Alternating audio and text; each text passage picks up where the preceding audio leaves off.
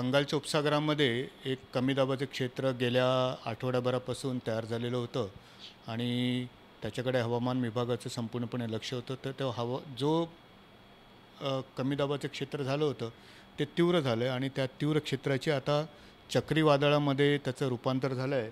आणि इथे आपण लेटेस्ट उपग्रहाद्वारे आपल्याला मिळालेल्या छायाचित्रामध्ये तुम्ही बघू शकाल की सध्या सायक्लॉनची पोझिशन जी आहे ती आंध्रा किनाऱ्यापासून आहे, म्हणजे आंध्राच्या साऊथ ईस्ट आहे. आणि जवळजवळ याचामुळे आपल्याला 80 ते 90 किलोमीटर पर आवरच्या वेगाने वारे तमिळनाडू आणि आंध्र किनाऱ्यावरती वाहण्याची शक्यता वाढलेली आहे. आणि या सायक्लॉनचं जे नाव आहे, चक्रीवादळाचं नाव आहे, ते रोनू म्हणून नाव आहे.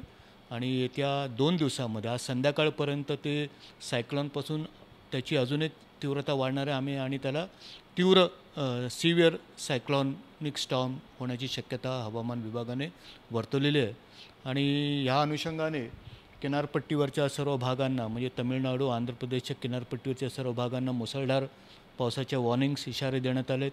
मच्छीमार आहेत त्यांना पण 24 ते 48 तासामध्ये त्यांना सांगितलं आहे की वारे 100 किलोमीटरच्या पेक्षा जास्त वेगाने वाढण्याची शक्यता आहे, तर त्यांनी समुद्रामध्ये जाऊ नये अशा प्रकारचे सुरक्षेचे इशारे त्यांना दिले आहे.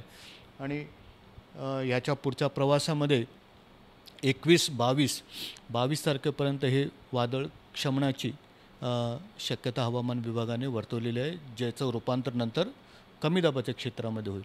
सध्या परिस्थिती ती चक्रीवादळाची आहे आणि त्याची तीव्र होण्याची शक्यता पण हवामान विभागाने वर्तवलेली आहे.